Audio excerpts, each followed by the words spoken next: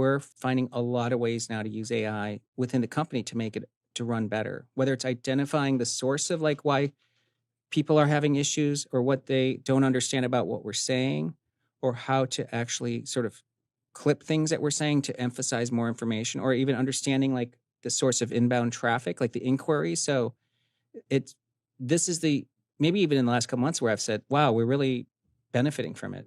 Now, that would stop you from hiring a person to manually do those things? Yeah, I can share a story of a company, but I can't tell you the industry it's in because they asked me not to say, but they're a really big company. Adult entertainment industry. No. Okay.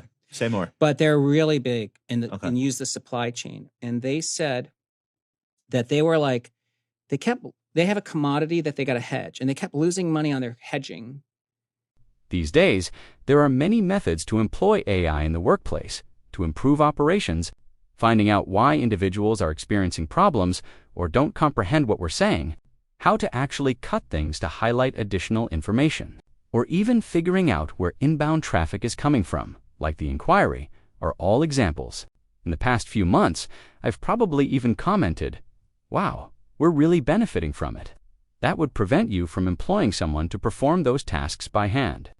Yes, I can tell you about a corporation, but I'm not allowed to tell you what industry it's in because they asked me not to. It's a very large company, though. Industry of adult entertainment. No, all right, elaborate. However, they use the supply chain and are very large, and they claimed that they continued to lose money on their hedging, despite having a commodity that they needed to hedge. Then, because they had to purchase this product, package it, and sell it, they were losing money on the supply chain. Palantir was then introduced, and they just fed all of their invoices, truck times, and virtually every deal they made for hedging.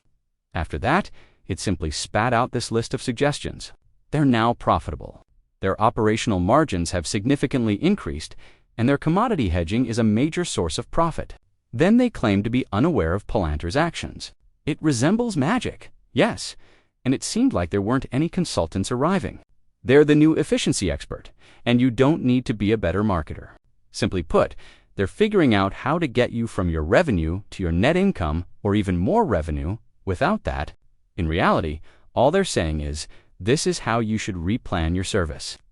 How do you feel about the notion that Oracle will be the next Nvidia? There is, in my opinion, one significant distinction between the two businesses. Oracle really gains from the overflow of some of the hyperscalers, but Nvidia has a moat. They appear to be approaching this from two separate angles. But what do you think? Yes, you can notice the similarities between them. These are well-known tech brands that deal with artificial intelligence. These are long-standing enterprises with legitimate businesses, and I believe that's about where the similarities end. I believe that the $300 billion in revenue that is anticipated is a significant amount. The issue is that OpenAI accounts for a large portion of it, and there isn't really a clear way for OpenAI to be able to pay both the promised money and the booked revenue. On the opposite side, there is a group of unidentified clients that they claim are some of the biggest IT companies, but we are unsure.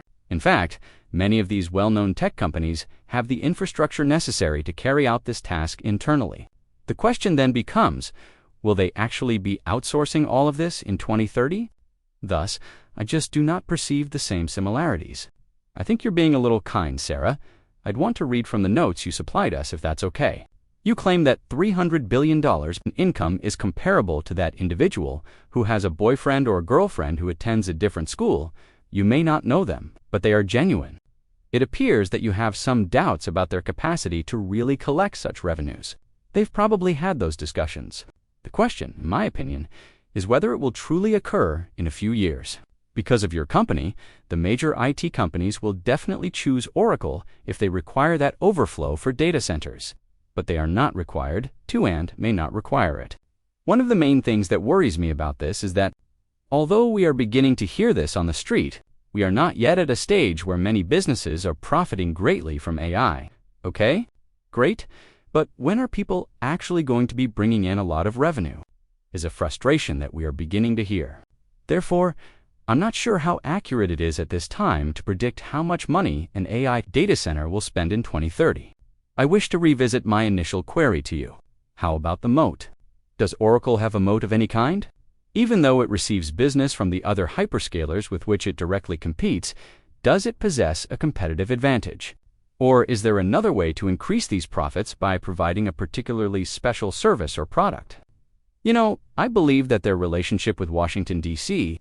and the White House is one of their moats, and this is getting more and more prevalent on the street. However, it feels a little fleeting. We observe that it is becoming more and more important in these AI hyperscalers. With Intel, which might or might not develop into a hyperscaler, we undoubtedly seen that. Larry invested a lot of time and money in D.C., so I believe there may be some benefit there. However, I don't believe that indicates they're doing anything particularly different from many of their rivals. Very few businesses provide something special in the field of artificial intelligence. Right now, I believe Nvidia is one of them. I'm not sure if Oracle is one of them, but I believe Taiwan Semiconductor is. We need to move quickly, Sarah. We're displaying a banner, which reads AI hype versus realized revenue if you're only listening to the broadcast. However, I must return to the RPO number. At $455 billion, or about $500 billion, that was a huge sum. It's a contract. They have a very strong chance of collecting all of it, really. Given that they have a lot of that contracted, isn't it a very good indication of the company's future? And they have already informed us that a large portion of that funding comes from OpenAI, for which I believe you have doubts. But they are also relying on other businesses, such as AMD. Yes, precisely. Look, these are actual contracts with actual businesses, but they won't utilize it if they don't need it. These contracts will have get-out clauses of some kind. Therefore, I don't believe it's final. Revenue is not realized. Additionally, I believe that the market is responding as if it were sitting on Larry Ellison's island right now. But it isn't there yet. Two of the most important tech calls on Wall Street today, however, are where we start. At D.A. Davidson, Nvidia changed its rating from neutral to buy. Additionally, the price target increased from $190 to $210 per share. Additionally, D.A. Davidson is reducing Apple from a previous buy rating to a neutral rating. Their $250 per share remains the price goal. Now, let's introduce the analyst who made those two calls. Gil Luria, who has extensive experience in technology, is the managing director at D.A. Davidson. Thank you so much for joining us on Power Lunch. Gil, let's go over each one individually before delving a little deeper into the conversation. First, let's discuss Nvidia. I believe there has been a consensus on this trade for a while. The AI poster child has been Nvidia. What is the rationale for the upgrade, and why is it being done now after the run that we have witnessed? Yes, exactly. There has been and ought to be a consensus. However, from our perspective, a few things have occurred. A few things are coming together. One is that we have a very high level of optimism regarding the use of AI and the need for AI computing. Some people are concerned about why organizations aren't using it. That doesn't seem important to us. AI is being introduced into the workplace. Grok informed me about government chip subsidies while I was commuting in my automobile. The information I needed was extracted from a 400-page booklet that I was allowed to download. In addition to replacing paralegals and associates, my neighbor, a lawyer, is now receiving strategic guidance via ChatGPT. That's what's going on. At the same time, however, there has been an attempt to diversify the AI market away from Nvidia and Microsoft, to the point where Nvidia is currently the least expensive. They are only trading at 28 times the earnings for the upcoming year. A far more dubious story is the reason Oracle is trading at 50 times.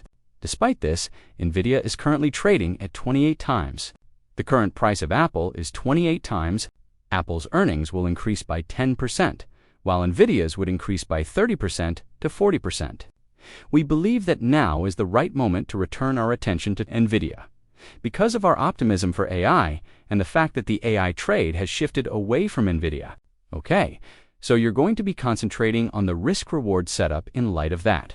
50x is nothing to shake a stick at, as you mentioned. That's the one side. All right, Gil? Explain to us the AI justification for downgrading Apple to a neutral or hold rating. After the Worldwide Developer Conference a year ago, we were ecstatic because Apple had the resources to lead the way in how customers use artificial intelligence. All of our information is in their possession. They've got it safe. They have everything planned out. They provided us with a roadmap for how they will assist us in doing so following the worldwide developer conference in June of last year, and now, over a year later, they have only carried on a few of those ideas. ICE will use Apple services and will purchase other Apple products. We can go back and see that version 17 has a lot more AI capabilities. However, the